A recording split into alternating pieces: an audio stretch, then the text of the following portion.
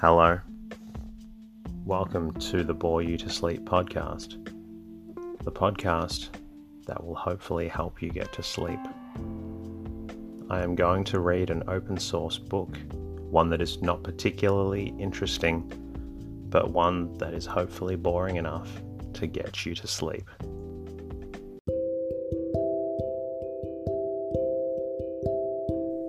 Is there something interfering with your happiness, or is preventing you from achieving your goals? I know there have been times in my life where I've struggled with sleeplessness, which is why I strive to help people everywhere with theirs. I'm proud to have partnered with a new sponsor, BetterHelp.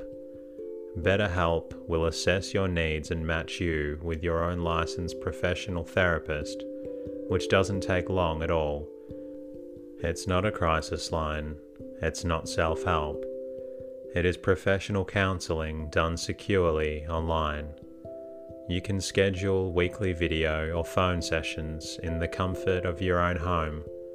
You can also log in to your account anytime and send a message to your counselor when you need.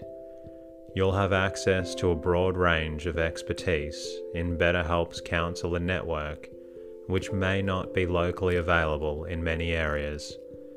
BetterHelp is committed to facilitating great therapeutic matches, so they make it easy and free to change counselors if needed. Visit trybetterhelp.com/bore you to sleep. That's trybetterhelp, and join over 500,000 people taking charge of their mental health. Special offer for Bore You to Sleep listeners with 10% off your first month at trybetterhelp.com/bore you to sleep. Tonight's reading comes from The Youth of Washington, told in the form of an autobiography. The book is written by S Weir Mitchell and looks at the early life of George Washington. My name is Teddy, and I aim to help people everywhere get a good night's rest.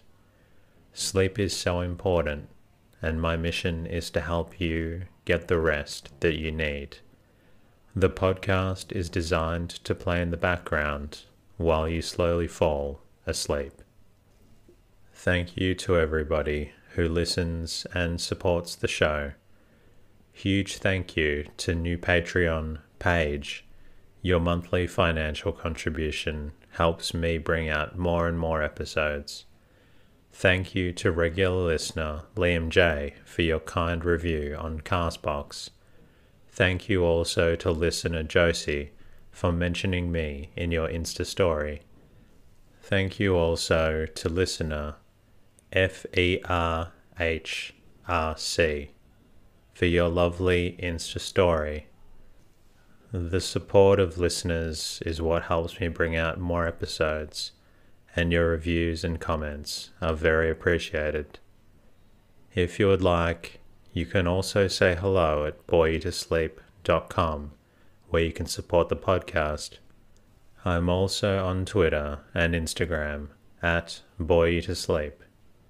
In the meantime, lie back, relax, and enjoy the readings. The Youth of Washington, Diary, November 1797. My retirement from official duties as president has enabled me to restore order on my farm and in some degree to repair the neglected buildings which are fallen to decay. The constant coming of guests moved, I fear, more by curiosity than by other reasons, is diminished owing to snows, unusual at this period of the year. Owing to these favouring conditions, I have now some small leisure to reflect on a life which has been too much one of action and of public interests to admit. Hitherto, of that kind of retrospection which is natural, and, as it seems to me, fitting in a man of my years, who has little to look forward to and much to look back upon. My recent uneasiness, lest I should be called upon to conduct a war against our old allies, the French, is much abated, and I feel more free to consider my private affairs. I am too far advanced in the vale of life to bear much buffeting, and I have satisfaction in the belief we have escaped a new war, for which the nation has not yet the strength. For sure I am, if this country is preserved in tranquillity 20 years longer, it may bid defiance in a just cause to any powers whatever. Such in that time will be its power, wealth, and resources. Increasing infirmity and too frequent aches and ailments remind me that I am nearing the awful moment when I must bid adieu to sublunary things and appear before that divine being to whom alone my country owes the success with which we have been blessed. But the great disposer of events is also the being who has formed the instruments of his will and left them responsible to the arbitration of conscience. Therefore I have of late spent much time in considering my past life, and how it might have been better or more successful, and in thankfulness that it has escaped many pitfalls. My reflections have brought back to mind a remark which seems to me just, made by my aide, Colonel Tillman, a man more given to philosophic reflection than I have been. He asked me if I did not think there was something providential in the way each period of my life had been, an education for that which followed it. I said that this idea had at times presented itself to my mind, and when I betrayed curiosity, he went on to say that my very early education in self-reliance and my training as a surveyor of wild lands had fitted me for frontier warfare, and this in turn had prepared me for action on a larger stage, and that all through the greater war my necessities called for constant dealing with political questions, and with men who were not soldiers. He thought that his hand in turn educated me for the position to which my countrymen summoned me at a later time.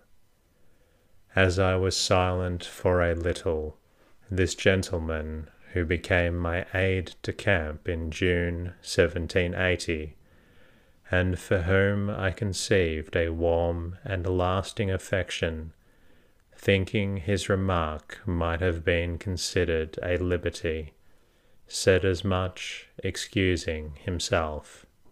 I replied that, so far from annoying me, I found what he had to say interesting. When, recently, these remarks of Colonel Tillman recurred to me, I felt that they were correct, and dwelling upon them at this remote time, my interest in the sequence of the events of my youthful life assumed an importance which has led me of late to endeavour, with the aid of my diaries, to refresh my memories of a past which had long ceased to engage my attention.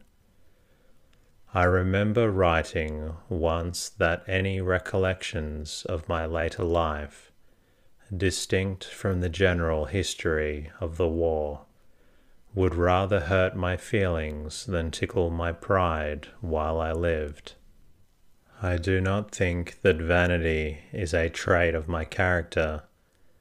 I would rather leave posterity to think and say what they please of me. Those who served with me in war and peace will be judged as we become subjects of history, and time may unfold more than prudence ought to disclose. Concerning this matter, I wrote to Colonel Humphreys that if I had talent for what he desired me to do, I had not leisure to turn my thoughts to commentaries. Consciousness of a defective education and want of leisure, I thought, unfitted me for such an undertaking. I did, however, answer certain questions put to me by Colonel Humphreys concerning the Indian wars, but he has, so far, made no use of these notes. One of these considerations does not so much apply at present, for I possess the leisure, and in recording my early reminiscences, I shall do so for myself alone, and assuredly shall find no satisfaction in comments on the conduct of other officers who, like myself, were honestly engaged in learning, and at the same time practicing a business in which none of us had a large experience. I shall confine my attention to recalling the events of my youth, and as I hate deception even where the imagination only is concerned, I shall try for my own satisfaction to deal merely with facts. General Hamilton, whose remarks I have often just reason to remember, once wrote me that no man had ever written a true biography of himself, that he was apt to blame himself excessively, or to be too much prone to self-defense. He went on to state that an autobiography was written either from vanity and to present the man favorably to posterity, or because he desired for his own pleasure, in the study of himself, to recall the events of his career. In the latter case, there is no need of publication. It is only in order to such self-examination as that which he refers that I am induced to set down the remembrances of my earlier days, and because writing of them will, I feel, enable me more surely to bring them back to mind. I have no other motive. Whatever just ambitions I have had have been fully gratified, indeed far beyond my wishes. The great searcher of hearts is my witness that I have now no wish which aspires beyond the humble and happy lot of living and dying private citizen on my own farm. In my estimation, more permanent and genuine happiness is to be found in the sequestered walks of connubial life, so long denied me in the war, than in the more tumultuous and imposing scenes of success, ambition. Nor can I complain. I am retiring here within myself, envious of none. I am determined to be pleased with all, and with heartfelt satisfaction, feeling that my life has been on the whole happy, I will move gently down the stream until I sleep with my fathers. There are indeed not many circumstances in my life before the war, which it now gives me pain to recall. I could not truthfully say this of that great contest, nor of the political struggles of my service as president. Mr. Adams, or perhaps Mr. Jefferson, once said of me that I was a man too sensitive to condemnation. This I believe to be correct, but I have not discovered that my ability to decide was ever largely affected by either unreasonable blame or the bribes of flattery. The treachery of men who professed for me friendship, and the intrigues of those who, like Conway, Lee, Gates, and Rush, used ignoble means to weaken my authority, when it was of the utmost importance to our common cause that it should be strengthened, were calculated to give pain chiefly because they lessened my usefulness.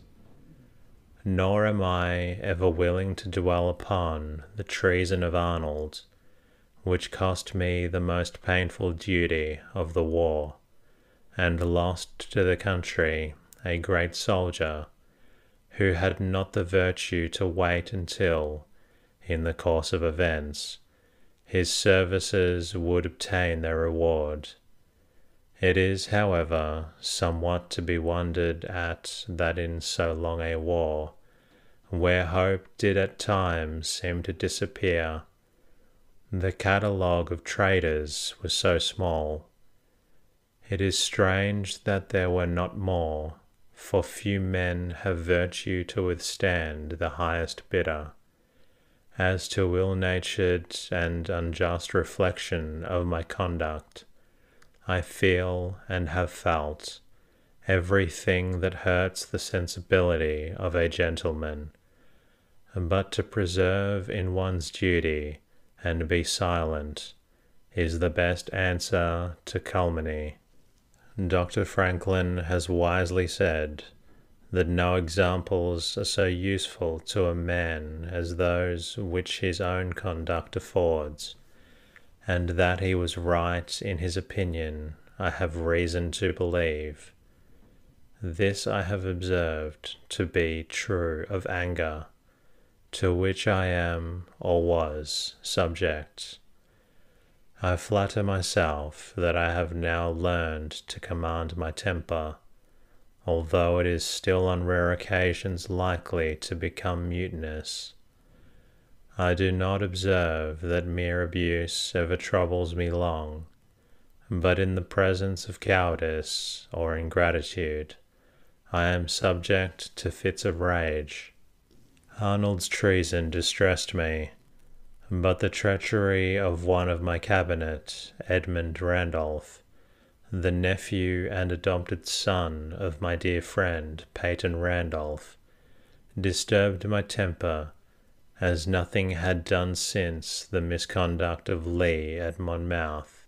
If in any instance I was swayed by personal and private feelings, in the exercise of official patronage and power, it was in the case of Mr. Randolph, and this fact added to the anger which his conduct excited. I willingly turn from the remembrance of ingratitude, a sin that my soul harbours.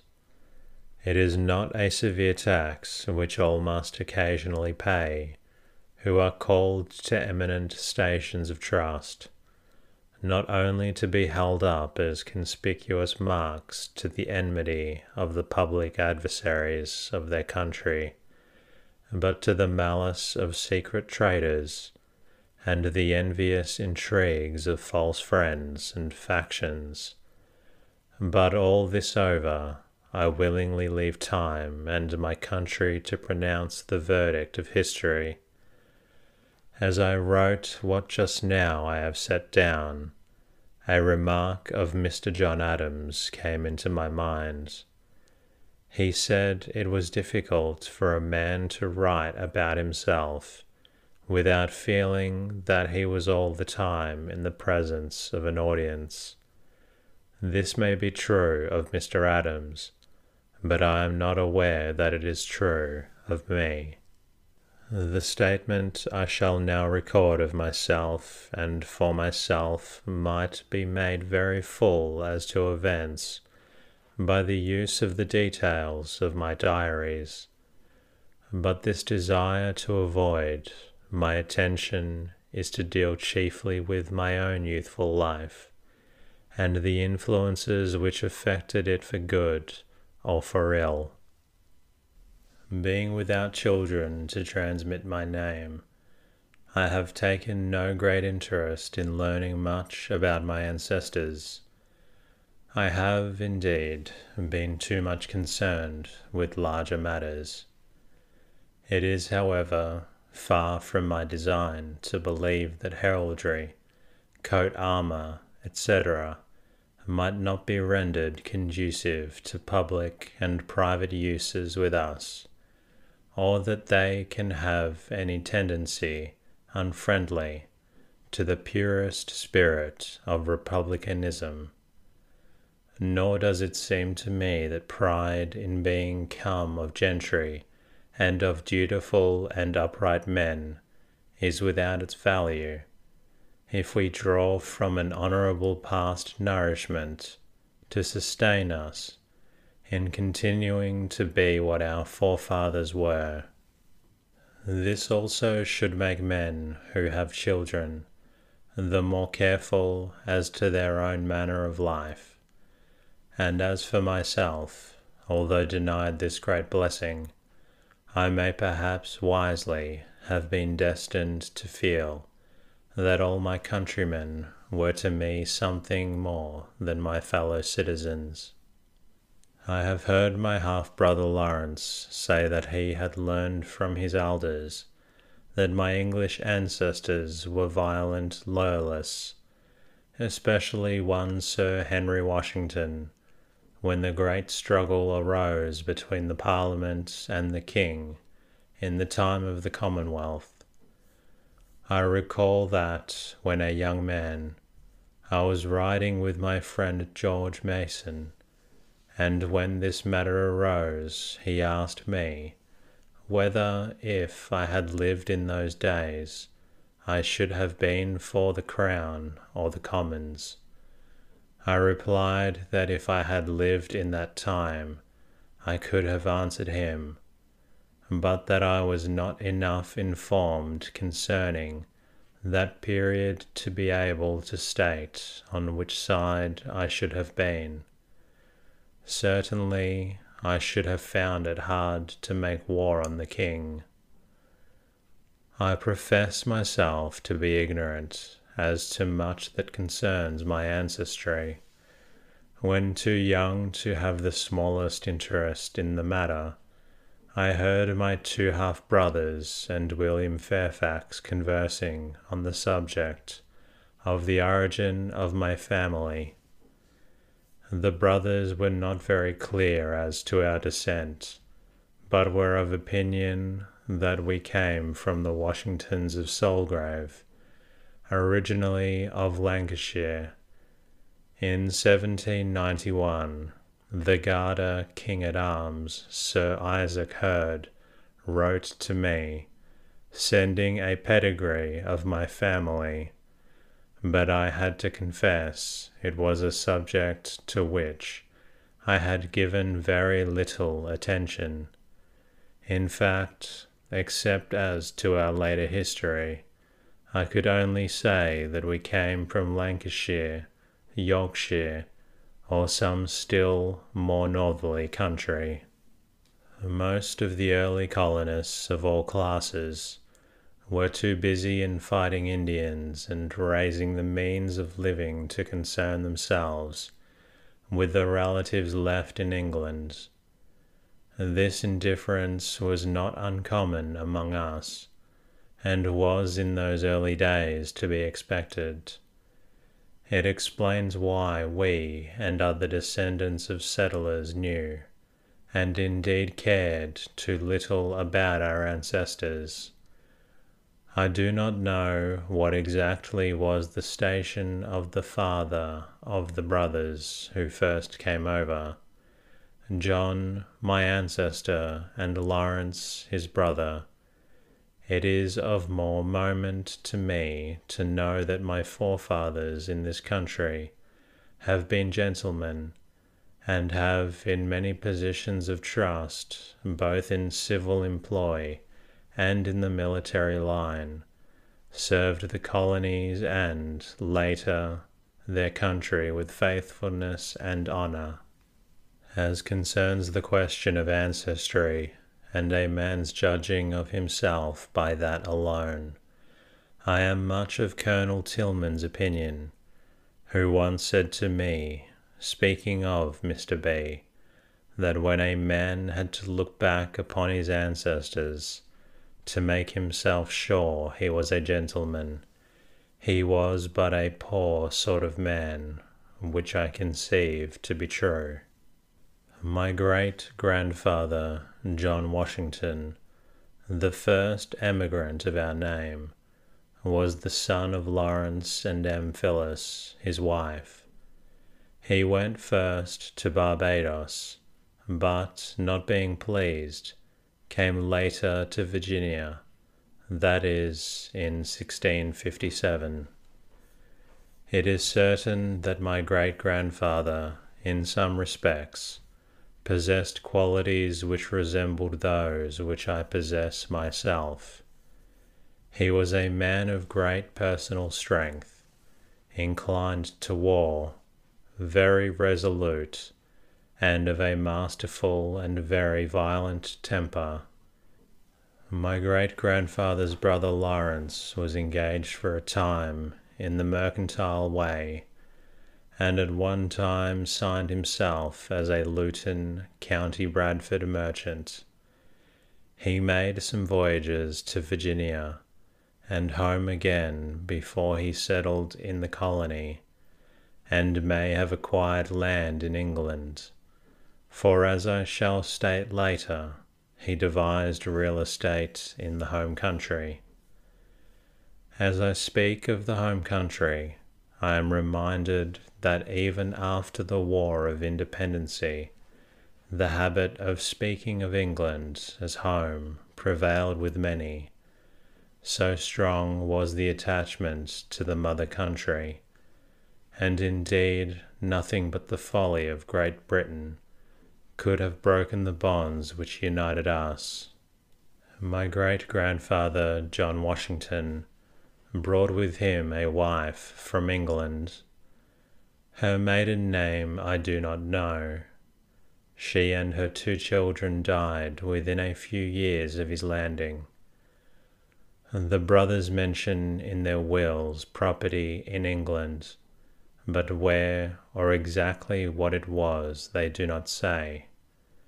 It would seem, therefore, that it is not poverty which drove my ancestor to emigrate, that this property was not mere money. The proceeds of tobacco appears to be shown by the will of my great-grandfather's brother Lawrence, who devised to Mary his daughter his whole estate in England, real as well as personal. My great-grandfather married secondly the widow of Walter Broadhurst, daughter of Nathaniel Pope of Appomattox, gentleman. My grandfather Lawrence was the firstborn of this marriage. My great-grandfather died in 1677. He was of that importance as to have named for him the parish in which he resided. The brothers were not the only ones of the name who came to Virginia. There was also a cousin, Martha Washington. She emigrated to Virginia and married Nicholas Hayward of Westmoreland. How it was that, being a spinster, she came over alone, I am not informed. That she left her property to her cousins John and Lawrence, and a gold 20-shilling piece to each, and to their sons each a feather bed and furniture, and to their heirs forever, which does not appear to me long for a bed to last. There were also others, but if related, I have not felt concerned to inquire. They spelled the name Visington in certain deeds, which I have heard was the ancient manner of spelling it. Of them I know nothing further. My great-grandfather left a legacy to the rector of the lower church of Washington Parish, and ordered that a funeral sermon be preached, which appears to me, as Lord Fairfax said, to be a certain way to secure being well spoken of, at least once after death. He also provided in his will for a tablet of the 10 Commandments, and also the King's Arms, to be set up in the church of his parish. My connection with the church of my fathers has varied in interest from time to time, for although I have at times partaken of the sacrament and even fasted, I have not always felt so inclined, although I have with reasonable punctuality attended upon the services. I have had all my life a disinclination to converse on this subject, and confess, as Dr. Franklin once remarked to me, that silence is sometimes wisdom as concerns a man's creed. In considering so much of my family history as is known to me, I perceive that men married at an early age, and remained no long time widowers. Also, I observe that many children died young, as was like enough to happen on plantations remote from physicians, and indeed these were few in number, and not as good as in the northern colonies. I know less of my grandfather Lawrence than of his father. He did not increase the importance of the family, neither was he inclined to public business. He was, as I have understood, a quiet, thrifty man, and no seeker of adventure by land or water. He married Mildred Warner, by whom he had children, and died leaving a competent estate, but none to be compared with the great lands accumulated by the Birds or Carters. I conceive him to have been a person of moderate opinions concerning the Church of England, and as one who may have considered the dissenting sects as ill-used. This I gather from a book given to me 3 years ago by a gentleman of Philadelphia, of the Society of Friends, who would have had me to believe that my grandfather was of that sect. This book is the life of one John Fothergill, a Quaker preacher, who says that in 1720 he held a meeting at Mattox, at Justice Washington's, a friendly man, where the love of God opened my heart towards the people, much to my comfort and their satisfaction. I do not suppose it to have meant more than that, as the church could not be used by a dissenter. Justice Washington willingly gave the good man the use of his own house. My father, Augustine, was born in 1694 on the farm known as Wakefield, granted in 1667 to his grandfather, and lying between Bridges and Pope's Creek in Westmoreland, on the north neck between the Potomac and the Rappahannock. My father in his will says, for as much as my several children, in this my will mentioned, several ventures cannot inherit from one another. What he speaks of as his ventures were his 2 marriages, A venture does not appear to me to be an appropriate name for the uncertain state of matrimony. The first venture was Jane Butler, who lies buried at Wakefield. I was born at Wakefield on February 11, 1732, at about 10 in the morning. I was baptized in the Pope's Creek Church and had 2 godfathers and 1 godmother, Mildred Gregory. And that concludes tonight's readings. I hope you've enjoyed listening to this story, and I hope you're feeling drowsy. In the meantime, while you fall asleep, I'll be working on another